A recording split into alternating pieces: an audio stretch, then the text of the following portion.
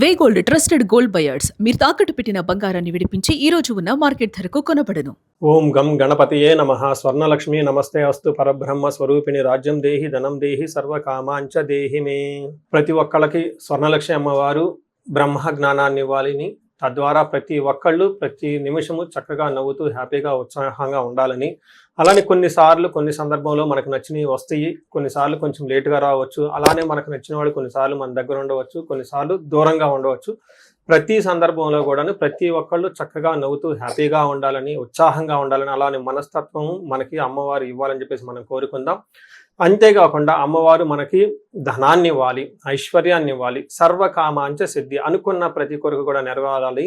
అట్లాంటి యొక్క అమ్మవారి యొక్క కృపా కటాక్షం మన మీద ఉండాలి. మనం ఎంతో ఉన్నతంగా ఎదగాలని చెప్పేసి మనం కోరుకుందాం. అంతేకాకుండా రాజ్యం దేహి, ప్రతి ఒక్కళ్ళకి ఒక అధికారము, పవరు, స్టేటస్, ఒక దర్జా, దర్పం, ఇవన్నీ కూడా ప్రతి ఒక్కళ్ళకి అమ్మవారికి మన అందరికి ఇవ్వాలని చెప్పేసి మనం కోరుకుంటూ, మనము మే మంత్ యొక్క రాశి ఫలాలు చెప్పుకుంటున్నాం. మే మంత్ రాశి ఫలాలు ఈ మంత్ లో చాలా విశేషాలతో కూడుకొని ఉంది. ముందుగా ఒక 2 నిమిషాలు వాటి గురించి చర్చించుకొని తర్వాత 12 రాశుల గురించి మనం మాట్లాడుకుందాం. ఈ మాసం మనకి వెరీ ఇంట్రెస్టింగ్ గా పౌర్ణమితో స్టార్ట్ అయ్యి, ఈ మాసం అంతా అంటే మే మంత్ అంతా పౌర్ణమితో స్టార్ట్ అయ్యి పౌర్ణమితో ఎండ్ అయిపోతుంది. మనం చూసుకుంటే ఇందులో వైశాఖ మాస పౌర్ణమితో స్టార్ట్ అయ్యి జ్యేష్ఠ మాస పౌర్ణమికి మనకి మే మంత్ అంతా ఎండ్ అయిపోతుందని గమనించుకోవాలి. ఇందులో 3 ముఖ్యమైన విశేషాలు ఉన్నాయండి. ఒకటి, ఈ మంత్ మనకి బిగినింగ్ లోనే బుద్ధ పూర్ణిమతో స్టార్ట్ అయిపోతుంది. దీన్ని గురు పూర్ణిమ అంటారు, బుద్ధ పూర్ణిమ అని అంటారు, వైశాఖ మాస పూర్ణిమ అంటారు. చాలా చాలా విశిష్టత కలిగిన పూర్ణిమ. పర్టికులర్గా గురువుకు సంబంధించి, చంద్రుడికి సంబంధించి ఎవరైనా కనుక దోషాలు ఉంటే ఆ రోజున మెడిటేషన్, ధ్యానం చేస్తే చాలా బాగుంటుంది. కొన్ని వైష్ణవ టెంపుల్లో విష్ణుమూర్తికి కళ్యాణ మహోత్సవం కూడా జరుపుతూ ఉంటారు. చాలా చోట్ల జాతరలన్నీ జరుపుతూ ఉంటారు. ఒక వెరీ ఇంట్రెస్టింగ్, చక్కగా బాగా ఎంజాయ్ చేయవలసిన పౌర్ణమి వైశాఖ మాస పౌర్ణమి. తర్వాత మనకి 12 తారీఖు హనుమత్ జయంతి ఉంది. ఇది చాలా చాలా ముఖ్యం. పర్టికులర్గా ఏలినాటి శని ఎవరికైతే ఉంటుందో, తర్వాత కుజ దశ, కుజుడు అనుకూలంగా ఎవరికైతే ఉన్నారో వీళ్ళు ఈ హనుమత్ జయంతిని చక్కగా జరుపుకోవాలని నేను కోరుకుంటున్నాను. ఆస్ట్రాలజికల్గా అంటే జ్యోతిష శాస్త్రం ప్రకారం ఒక ముఖ్యమైన విషయం ఉందని అందరికీ బాగా తెలిసింది, కర్తరి అంటారు. అంటే సూర్యుడు కృతికా నక్షత్రంలో ప్రవేశించిన తర్వాత సూర్యుడి యొక్క తీవ్రత చాలా అధికంగా ఉంటుంది కాబట్టి ఈ 13 రోజులు 15 రోజులు కర్తరే అంటారు. ఈ రోజుల్లో ఎక్కువగా మంచి మంచి పనులు చేయకుండా నిషిద్ధం అని చెప్తూ ఉంటారు. 11వ తారీఖున కర్తెర స్టార్ట్ అవుతుంది, 28వ తారీఖు కర్తెర ఎండ్ అయిపోతుంది అనమాట. ఈ ఉన్న మధ్యలో 15-16 రోజులు మనం చూసుకుంటే కర్తరే అంటారు. ఈ కర్తెరలో జనరల్గా బావులు తవ్వటాలు, తర్వాత వ్యవసాయానికి సంబంధించిన పనులు స్టార్ట్ చేయటాలు, వివాహాలకు సంబంధించి లేదా కొంచెం గృహప్రవేశాలు లాంటివి చేయకుండా ఉంటే మంచిది. అయితే ఈ కర్తెర ఆధ్యాత్మికానికి సంబంధించిన పనులు చేయడానికి చాలా చాలా యోగ్యతనిస్తూ ఉంటుంది. హోమాలు చేసుకోవచ్చు, విద్యారంభం చేసుకోవచ్చు, చాలా మంచి మంచి పనులు, ఆధ్యాత్మిక సంబంధించిన ఎలాంటి పనులైనా చక్కగా చేసుకోవచ్చు. అలానే ఇంటికి సంబంధించిన పనులు, పాత ఇంటికి సంబంధించిన పనులు అవన్నీ చక్కగా చేసుకోవచ్చు.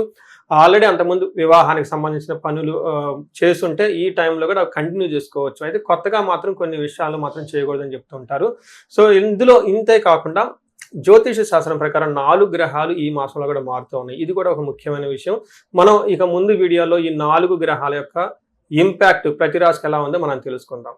మనం మిథున రాశి చూస్తే ఇందులో ఉన్న నక్షత్రాలు మృగశిర 3-4 పాదాలు, ఆరుద్ర 1-2-3-4 పాదాలు, పునర్వసు 1-2-3 పాదాలు అంతా మిథున రాశిలో ఉంటారు.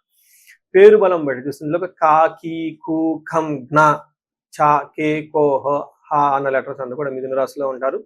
మనం ముందుగా చెప్పుకున్న విధంగా 4 గ్రహాలు మారుతూ ఉన్నాయి. అందులో ఫస్ట్ మారేది కుజుడు 11వ తారీఖున, 14వ తారీఖు వచ్చేటప్పుడు శుక్రుడు, 15వ తారీఖున 2 గ్రహాలు ఒకేసారి మారుతూ ఉన్నాయి. అవి కూడా సూర్యుడు ప్లస్ బుధుడు అని మనం చెప్పుకోవచ్చు.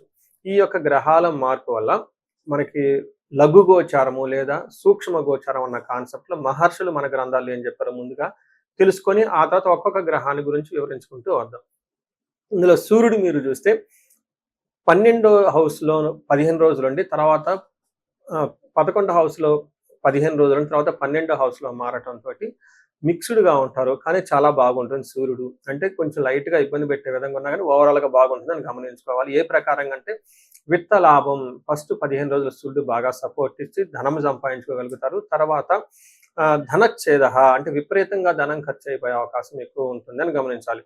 తర్వాత కుజుడు 11వ స్థానంలో ఉండటం తోటి రియల్ ఎస్టేట్లో ఉన్న వాళ్ళకి కానివ్వండి, బంగారం కొనుక్కోవాలనుకున్నా కానివ్వండి, తర్వాత అన్నదమ్ముల వల్ల కానివ్వండి, తర్వాత ధైర్య సాహసాల వల్ల, రిస్క్ టేకింగ్ ఎబిలిటీస్ వల్ల చక్కగా కలిసి వచ్చే అవకాశం ఉంటుంది. ఇది ఒక మంచి పొజిషన్ అని చెప్పుకోవచ్చు.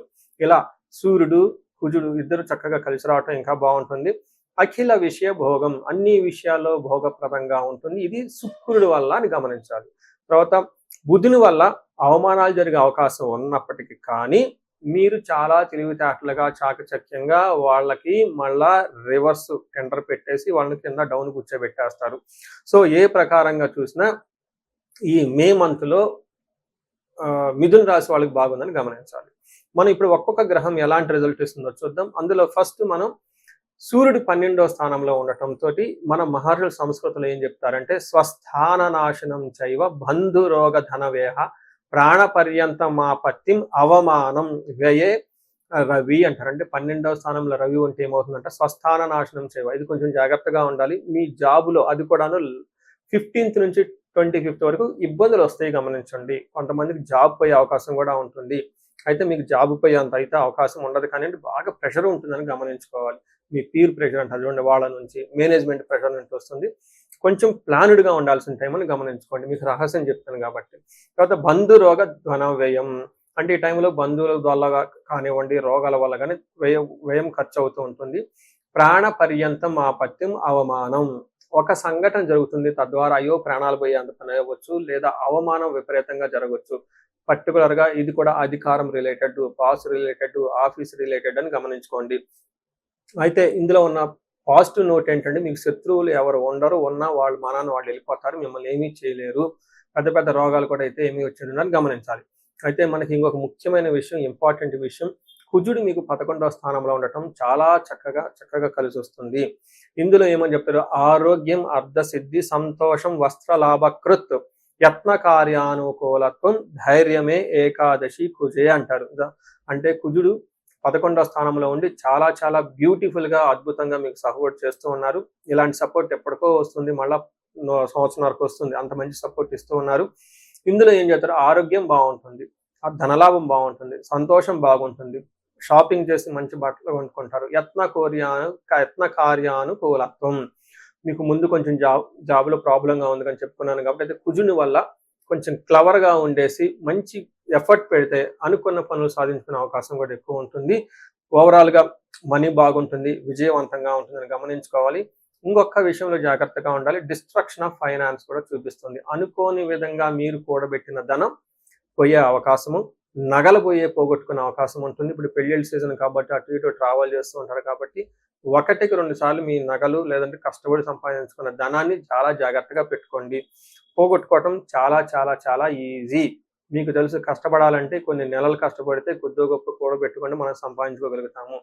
అయితే ఇలా సంపాదించుకున్న దాన్ని జాగ్రత్తగా పెట్టుకోవడానికి ఇంకా ఎక్కువ కష్టపడాలి, పోగొట్టుకునే అవకాశం ఎక్కువ ఉంటుంది కాబట్టి జాగ్రత్తగా ఉండండి. శుక్రుడు మీకు ఫస్ట్ హౌస్లో ఉండటం అగైన్ ఇక్కడ చాలా మంచి చేస్తూ ఉన్నారు. ఇందులో అర్ధలాభాచ స్త్రీ సౌఖ్యం పరస్త్రీ సంగమం తద యత్న కార్య లాభస్యాత్ జన్మగే భృగునందని అని చెప్తారు. అంటే దీంట్లో ఏమవుతుంది, ధనలాభం వస్తుంది, మనస్సౌఖ్యంగా ఉంటుంది, పరస్త్రీలతో లేదా పరపురుషుల నుంచి సపోర్ట్ బాగా వస్తుంది. అంతేకాకుండా చేసిన పనుల వల్ల ధనలాభం వస్తుందని గమనించుకోవాలి. అంటే ఒక మంచి భార్యాభర్తల మధ్య కానివ్వండి, స్త్రీ పురుషుల మధ్య కానివ్వండి, పెద్దవాళ్ళు చిన్న వాళ్ళ మధ్య ఒక పరస్పర అవగాహనతోటి చక్కగా ముందుకి అందరితో కలుపుకొని వెళ్ళిపోయే టైం ఉందని మీరు గమనించాలి. తర్వాత మీకు ఇందులో ఉన్న నక్షత్రాలు అంగగోచారం, సూక్ష్మ గోచారం అన్న ఒక కాన్సెప్ట్ మన మహర్షులు ఇచ్చారంటే it's a very beautiful concept. ఇందులో మృగశిర, ఆరుద్ర, పునర్వసు 3 నక్షత్రాల వారిగా చూసుకుంటే ఏ నక్షత్రం వాళ్ళకి ఎలా ఉందో చూద్దాం. ఇందులో మృగశిర నక్షత్రం వాళ్ళకి ఫస్ట్ క్షేమంగా ఉంటారు, సౌఖ్యంగా ఉంటారు, లాభప్రదంగా ఉంటుందని గమనించాలి. అయితే ఛాలెంజెస్ ఎక్కడ ఉన్నాయంటే మృత్యు భయము, నాశనము అని చూపిస్తుంది. అనుకున్న పని ఎక్కడో మీకు ఆగిపోవటంతో దాని ద్వారా భయపడుతూ ఉంటారు, ఫ్యూచర్ ఎలా ఉంటుంది, అసలు ఆ పని ముందుకెళ్తారా ఏంటి అనేది కొంచెం అలజడిగా గురయ్యే అవకాశం ఉంటుంది. అలానే ఆరుద్ర నక్షత్రం వాళ్ళకి క్షేమంగా ఉంటారు, లాభప్రదంగా ఉంటారు, సౌఖ్యంగా ఉంటారు, ఫారిన్ వెళ్ళే అవకాశం ఎక్కువగా ఉంటుంది, ఫారిన్ రిలేటెడ్లో ఉన్న వాళ్ళకి చాలా చక్కగా ఉంటుంది. అంతేకాకుండా మృష్టాన్యము, మృత్యు భయము చూపిస్తూ ఉంటుంది. వీళ్ళు మంచి ఫుడ్ తింటూ ఉంటారు. మృత్యు భయము, కొంచెం భయపడుతూ ఉండే అవకాశం ఎక్కువ ఉంటుందని గమనించాలి. అలానే పునర్వసు నక్షత్రం వాళ్ళకి పరవాసం ఉంటుంది, సౌఖ్యం ఉంటారు, క్షేమంగా ఉంటారు, లాభప్రదంగా ఉంటుంది. అయితే వీళ్ళకి దేహ పీడనము, నాశనము చూపిస్తుంటుంది. అయితే శారీరకంగా అలసట ఉండటంతో పాటు ఇంకొకటి ముఖ్యంగా గమనించుకోవాల్సింది శుక్రుని వల్ల అంటే జెంట్స్ అయితే లేడీస్ అయితే జెంట్స్ ద్వారా మీరు తలపెట్టిన పని ఆటంకాలు కలిగించి ఇబ్బంది పడే అవకాశం ఉంటుందని గమనించుకోవాలి. సో ఎక్కువగా ఆరుద్ర పునర్వసు నక్షత్రం వాళ్ళు కొంచెం హార్డ్ వర్క్ చేయాల్సిన అవసరం ఉంటుంది. కొంచెం అంటే లేట్‌గా పనులు అవటంతో ఎక్కువగా శ్రమ ఎక్కువగా పెట్టవలసి ఉంటుందని గమనించాలి. తర్వాత ఆరుద్ర నక్షత్రం వాళ్ళు కొంచెం మానసికంగా ఆందోళన ఎక్కువగా ఉంటుంది కాబట్టి దుర్గాదేవి ధ్యానం చేస్తే చాలా బాగుంటుంది. ఈ రాశి వాళ్ళకి అంతా బాగుంది కాబట్టి ఒక్క సూర్యుడు మాత్రం ఇబ్బంది పెట్టే విధంగా ఉండటంతో సూర్య అష్టకం చదవటం, సూర్యుడికి ఆర్ఘ్యం ఇవ్వటము, మీకు గోధుమలు ఒక ఆవుకి తినిపించడము లేదంటే దానం చేయటం ద్వారా మీకు చాలా బాగా కలిసి వచ్చే అవకాశం ఉంటుందని సూర్య నమస్కారాలు చేయండి. సో మీ రాశి వాళ్ళకి దాదాపు ఒక 75-80% బాగుంది కాబట్టి మంచి రాశి బాగుంది. ఎవరికైనా ఇంకా ఏదైనా కనుక ప్రాబ్లం ఉంటే ఈ రాశి వారికి ముఖ్యంగా ఎవరైతే ఏజ్ 35-45 మధ్యలో ఉన్నారో వాళ్ళకి ఒక రీసెర్చ్ గ్రూప్ లాగా స్టడీ చేస్తున్నాను నేను. ఎవరికైనా గనక ఆర్థికంగా ఇబ్బందులు పడిపోతూ ఉంటే స్వర్ణలక్ష్మి విశేష హోమం అని ఉంటుంది, దాన్ని చక్కగా జరిపించుకోండి. తద్వారా మీకు బహుముఖ ఆదాయము వనరుల ద్వారా వచ్చే అవకాశం ఉంటుంది. మల్టీ సోర్సెస్ ఆఫ్ ఇన్కమ్ వస్తుంది. అంతేకాకుండా భార్యాభర్తల మధ్య చాలా చక్కగా అన్యోన్యంగా ఉండాలి, అభివృద్ధి జరగాలనుకున్నప్పుడు అన్యోన్య దాంపత్య పాశుపత అభిషేకము లేదా విశ్వావసు గంధర్వరాజ అభిషేకం అని ఉంటుంది, దాన్ని చక్కగా జరిపించండి.